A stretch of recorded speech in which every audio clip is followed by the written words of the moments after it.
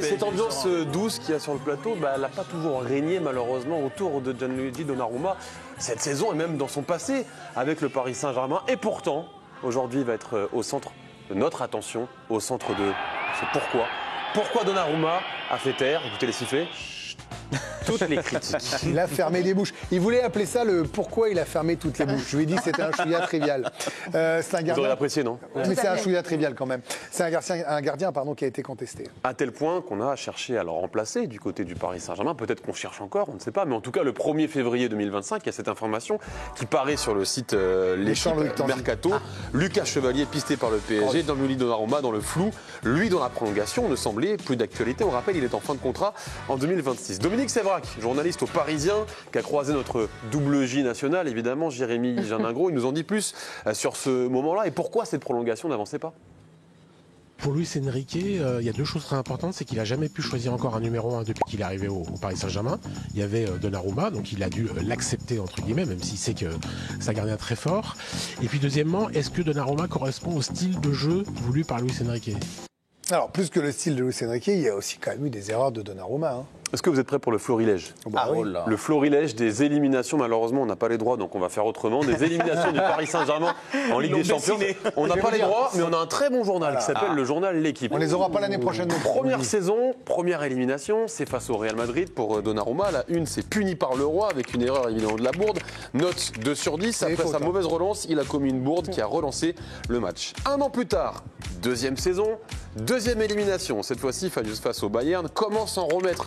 C'est le titre après l'aller, la note 4 sur 10. Son équipe n'avait pas besoin qu'il se loupe lors de ce match. L'Italien s'est pourtant raté sur la reprise de Coman qu'il laisse passer sous son ventre alors qu'il l'avait dans les gants. Troisième saison, troisième élimination contre Dortmund cette fois-ci. L'équipe titre s'enflamme. Donnarumma 4 sur 10. Le gardien italien juge mal le corner de Brandt sur lequel Hummels marque. Alors ça, c'est après chaque élimination. Et on pensait que ça allait continuer cette saison. Oui, parce que rappelez-vous, le match aller contre Liverpool. On va retrouver le journal de L'Équipe parce qu'il y a Alisson qui brille, qui est énormissime. Et puis en face, il y a Donnarumma qui n'y arrive pas. L'un a flanché, l'autre a flambé. Donnarumma 4 sur 10. Il faut croire que les grandes soirées européennes crispent son talent. Et c'était totalement vrai à l'époque. Hier soir, la différence entre un gardien capable de faire gagner son équipe et un autre incapable d'empêcher la défaite a été flagrante. Donnarumma n'a eu qu'un seul arrêt effectué et il ne l'a pas fait. C'est une habitude. Alessandro Alciato et les journalistes pour Prime Video Italie, Jérémy Janingro, il l'a croisé tout à l'heure à la conférence de presse du Paris Saint-Germain. Il le dit, les critiques, elles ont toujours accompagné la carrière du gardien italien. Io penso che Donnarumma sia sempre stato criticato troppo perché lui non si è mai perdonato neppure il minimo errore ed è così da quando è giovane, quindi spesso viene anche criticato da chi non conosce bene il ruolo del portiere. Bon, déjà, parce que c'est un gardien qui a commencé très tôt, très jeune. On l'oublie peut-être, mais il a été titulaire en 2015-2016. Titulaire dans les cages de l'AC Milan, il avait 16 ans. Et il avait effectué toute la saison comme titulaire. D'ailleurs, on n'a pas les droits de la Ligue des Champions, mais on a la possibilité quand même de vous montrer un top 3 des plus beaux arrêts de Donnarumma avant ses 18 ans, parce que c'était de la Serie A.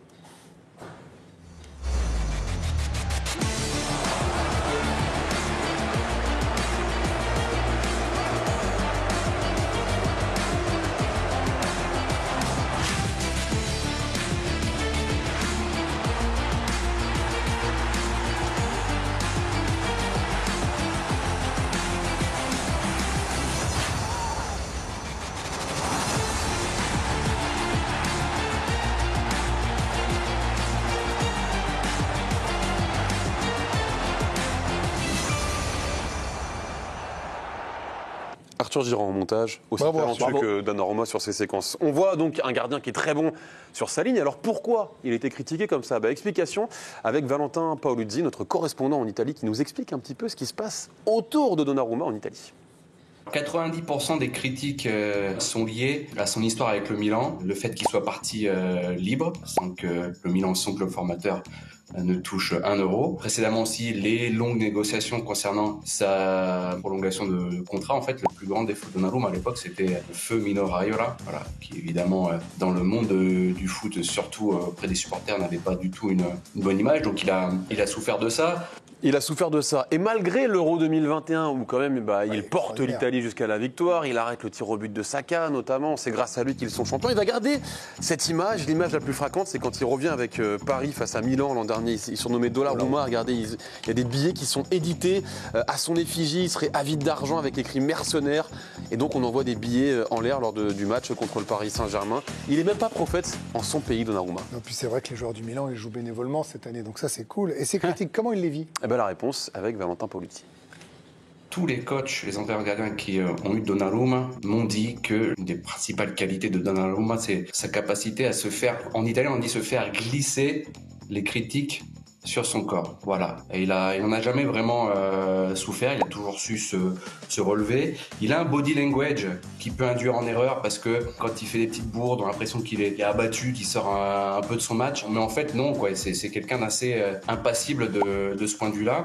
Ce qui expliquerait finalement aussi qu'il a réussi à relever la tête malgré toutes les critiques. Vous avez aimé le florilège de Donnarumma avant PSG Liverpool, vous allez aimer le florilège des notes de Donnarumma après le PSG Liverpool. On n'a toujours pas les images, mais on a toujours ce superbe journal. Super héros, 9 sur 10, ça c'est au match retour contre Liverpool. Donnarumma, Gigio, le roi d'Anfield, énorme sur sa ligne, autoritaire comme jamais dans le domaine aérien, décisif sur les tirs au but. Le gardien italien a livré une immense prestation. On continue avec le match retour contre Aston Villa. God save Donnarumma, note 8 sur 10. Où en serait le PSG ce matin sans Donnarumma?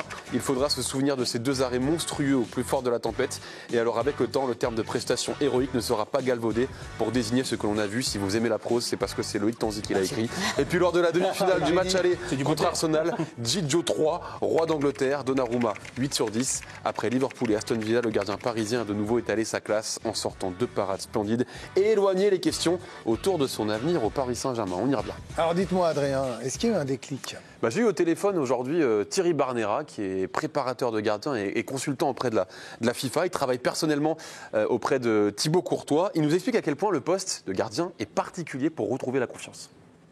On parle rarement de déclic au niveau professionnel, on parle de cycle de travail, mais de cycle de réussite. Le joueur donne la vie au ballon, nous c'est le ballon qui nous donne la vie, c'est-à-dire on ne choisit pas.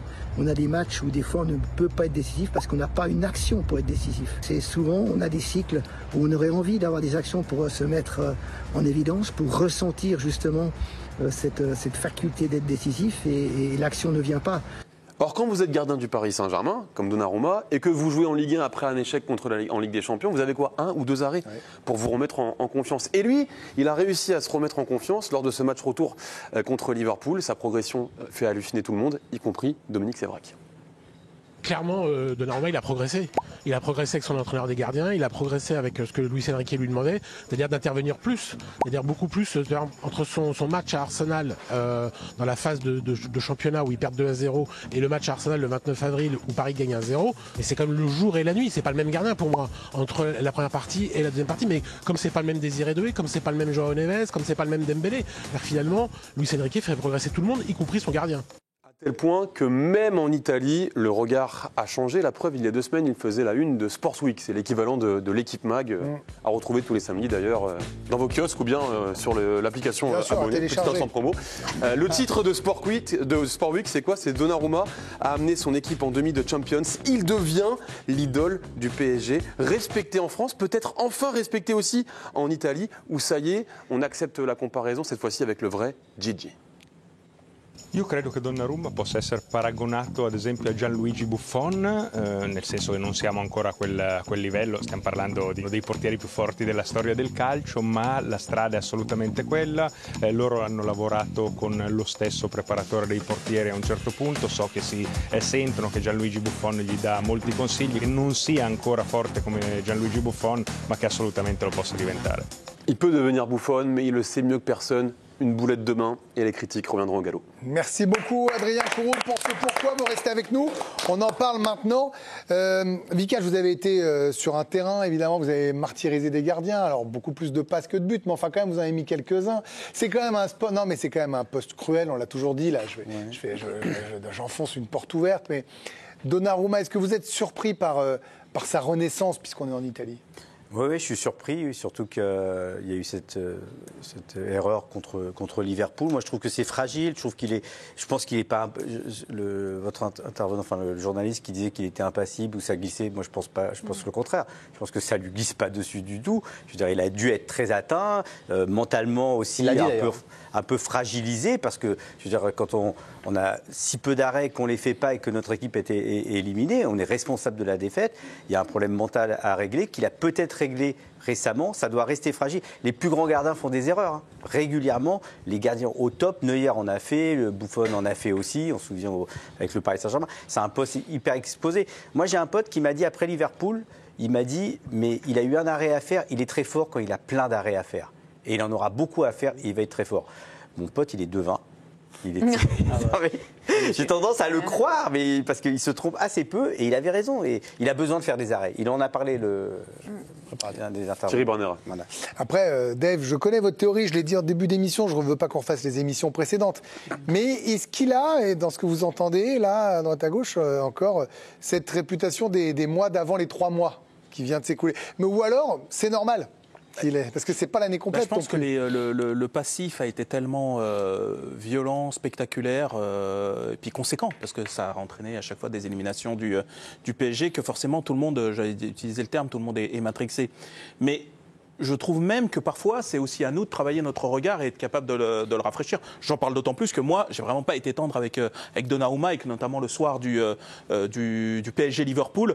Moi, je me dis, mais c'est pas vrai. C'est-à-dire que ces grands soirs-là où l'air se fait plus rare. On l'a tous été, soit faites pas de mea culpa. J'ai l'impression que dans ce contexte, Coupe d'Europe avec le PSG, il y a quelque chose chez lui qui est de l'ordre du blocage. Mais je m'aperçois quand même que depuis, il y a une espèce de sûreté, de sécurité. Alors, pas toujours académique, parce que ces sorties aériennes, bon, c'est quand même pas Bernard Lama. Mais par contre, je trouve que parfois, on se fait glisser tout seul un frisson sur l'échine quand il y a des passes en retrait, par exemple. Mais ça fait par exemple 1000 ans que je ne l'ai pas vu faire une cagade au pied, faire un renvoi dans les pieds de l'adversaire. Au pire, il allonge, ça va en touche, c'est pas très grave. Il y a plein de gardiens à qui ça arrive. Et puis pour le reste, il fait des choses très très simples. Et je trouve que ce frisson qui nous parcourt quand il y a une passe en retrait, pour moi, il est très révélateur. Il n'y a pas le feu. Et c'est nous, dans notre regard, voilà, tu vois, on se tente un petit peu tout seul. Mais après, je dirais, c'est un peu humain, parce que les épisodes qui ont été rappelés ont été tellement... en gros, il faut qu'il gagne, il aille jusqu'au bout et qu'il gagne pour que ça soit... pour que ce soit complètement... pour faire un reset, quoi. Oui, exactement, pour que ce soit place nette. Mais enfin, il a quand même regagné beaucoup de crédit. Et il faut quand même le lui donner, parce que le soir de PSG Liverpool, honnêtement, je pense qu'il y en a plein qui peuvent ne pas s'en relever. Et surtout pas faire le match qu'il a fait à Anfield. Il l'a fait, bravo à lui. Il est en tout cas plus régulier que les saisons précédentes en Ligue des Champions. C'est sa 4e saison qu'il dispute avec le Paris Saint-Germain la compétition. Tout à l'heure, vous nous avez montré, Adrien, ces notes. Nous, on a pris les notes moyennes des 4 éditions de Gianluigi Donnarumma en Ligue des Champions. Il fait sa meilleure campagne européenne, très clairement. Quand on prend l'ensemble des matchs, il est à 6 de moyenne, là où il n'arrivait pas à avoir encore 5. C'est un gros écart, on dirait pas. Il y a quand même un gros écart. C'est quand même assez dingue en termes de régularité et même en termes de progrès. Quand on compare la saison dernière en chiffres, en stats, à celle donc de cette saison, regardez, déjà, la saison dernière, il y avait eu 3 erreurs amenant à un tir. Là, il y en a eu qu'une. Il n'y a eu qu'une erreur amenant à tir. Ça, c'est important. Et les buts évités, c'est les XG pour les gardiens de but. Alors, selon la frappe, si elle est difficile ou pas, interceptée, etc. L'année dernière, il était à 0,2 buts évités. C'était une catastrophe. Là où cette saison, eh bien, il en évite 1,5. Eh bien, ça, c'est énorme. Et ça, c'est un progrès, on peut le souligner. Et aujourd'hui, il y a encore un joueur qui est venu réhabiliter Gianluigi Donnarumma. C'est après quelques jours, après Olivier Giroud, qui avait déclaré chez nos confrères du Parisien « J'ai trouvé les gens un peu durs avec lui, il ne méritait pas toutes ces critiques. Ça m'a réjoui de le voir répondre sur le terrain et montrer l'éventail de ses qualités. Pour moi, il est dans le top 5 européen. » C'est au tour d'Achraf Hakimi, qui était aujourd'hui en conférence de presse, de prendre la défense de son coéquipier. Gianluigi Donnarumma est l'un des meilleurs gardiens du monde. Nous avons une grande confiance en lui. Certaines personnes ont douté de lui, mais pas nous. Nous l'avons toujours soutenu. Avoir un gardien de ce niveau, ça nous donne beaucoup de sérénité durant les matchs.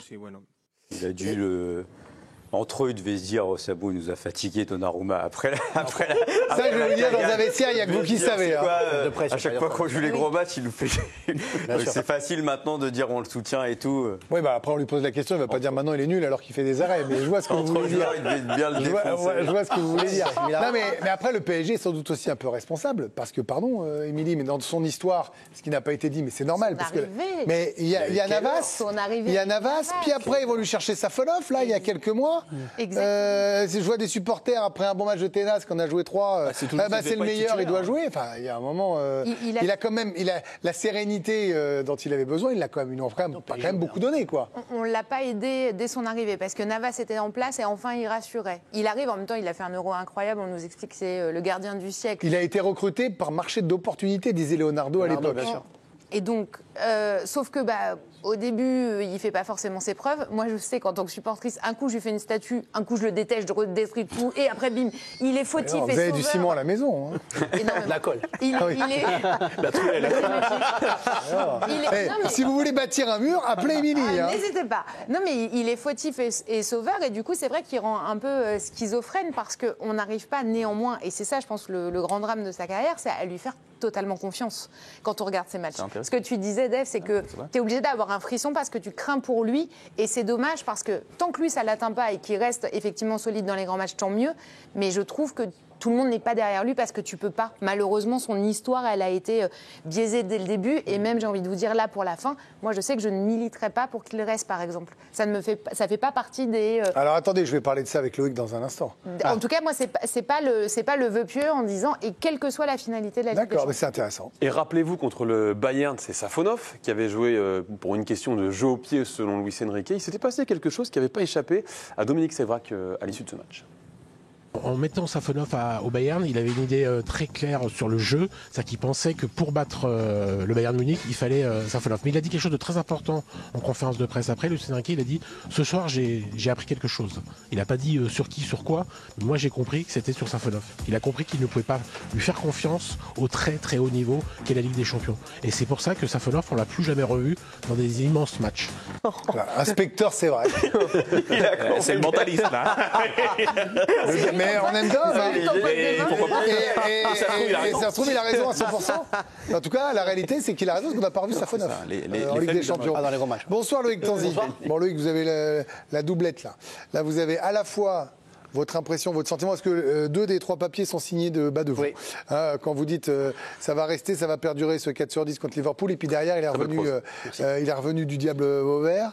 Et puis son avenir, Lucas Chevalier, parce que vous êtes monsieur transfert. Commençons par votre vision sur Donnarumma, puis après dites-nous où est-ce qu'ils en sont dans la prolongation éventuelle ou l'arrivée ou le départ de Donnarumma. C'était pas le pire gardien à l'époque, c'est pas le meilleur aujourd'hui. Je pense pas que, mon avis, je pense pas que ce soit le meilleur gardien pour le Paris Saint-Germain.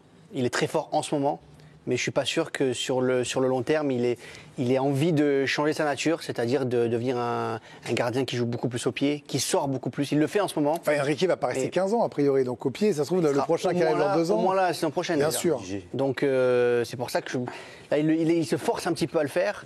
Est-ce qu'ils n'ont pas trouvé une cohabitation, les deux? Singo, il a changé beaucoup de choses. C'est-à-dire qu'aujourd'hui, il a compris que même pour ne pas se faire mal, il vaut mieux aller se battre un petit peu plus avec les défenseurs plutôt que se faire mal derrière. Ça a eu un déclic aussi par rapport à ça sur les sorties. La cicatrice là? Oui. Parce que le super pouvoir il vient peut-être de là. Parce qu'il sort, oui, mais il sort sans sortir sur Singo, et en fait c'est là comme ça qu'il se fait mal. Alors que s'il arrive en défonçant le défenseur, il n'y a pas de problème. Mais ouais, il y en a toujours des doutes autour de lui, et il faudra vraiment parce qu'on a vu que les éliminations là. Et en fait, s'il refait une erreur contre Arsenal demain, eh ben on pourra remettre encore. Là, je pars du principe qu'il n'en fera pas. Est-ce qu'il est encore aujourd'hui, pour le PSG, alors, vous allez me dire, ils n'ont pas décidé encore de l'avenir de Campos. Donc, même si vous, au journal et ici, on nous a dit que tous les bruits autour, c'était faux, on ne peut pas annoncer qu'il reste ou pas, ça c'est autre chose. Encore, mais en tout cas, il n'y a pas de Manchester United et compagnie. Son avenir, c'est en pointillé ou c'est une ligne plus continue là? Non, il n'a pas prolongé. Tant qu'il n'a pas prolongé au PSG, s'il ne prolonge pas avant l'été, il y aura une vraie question sur Donnarumma cet été, parce qu'il lui reste 2 ans de contrat, et c'est le meilleur moment de vendre Donnarumma. Il y a l'Inter qui aimerait bien le faire venir l'année prochaine.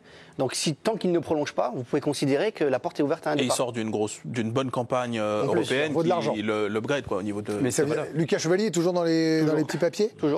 Toujours, là c'est la même chose. Tant que vous n'avez pas vu une information qui vous dit que Donnarumma prolonge au PSG, Et là, aujourd'hui, j'adore Lucas Chevalier, mais est-ce qu'aujourd'hui, de ce qu'on a vu de Lucas Chevalier cette année, il a fait des très bons matchs de Ligue des Champions, c'est pas la question. Il est plus fort que Donnarumma? Alors, c'est pas parce qu'on l'a pas vu. C'est pour ça que je vous pose la question, on ne sait pas. Il faut connaître sa réaction quand il arrivera dans un gros club comme ça. Voilà. Et sous la tous les coupe de Luis week-ends, Enrique aussi. plus d'émotions, etc. Et le fameux un arrêt à faire. C'est la grande différence. Le jeu au pied est obligatoire aujourd'hui. Les équipes adverses jouent haut, font du marquage individuel, et celui qui débloque les situations, c'est le gardien de but. Il doit être capable de mettre à 40, 50 mètres aujourd'hui. Les mecs sont capables de sauter. Bien, mais moi, sur les 4 gardiens en demi-finale, là, j'en ai pas un au pied où je me mets à genoux. Là, sur les 4 qui peuvent gagner, j'en vois pas un sur qui je suis. Raya, il se fait. Dembélé lui court dessus. Il sait faire. Dembélé lui court dessus, il a envoyé qu'en tribune. Il est bon au pied. Il est bon au pied. Oui, essentiellement. Non, mais Vika, je ne suis pas en train de remettre votre expertise. Je dis, il est censé être bon au pied, contre Paris, il est nul. Non, Dembélé, il a été mauvais au pied. Son maire, il n'est pas non plus.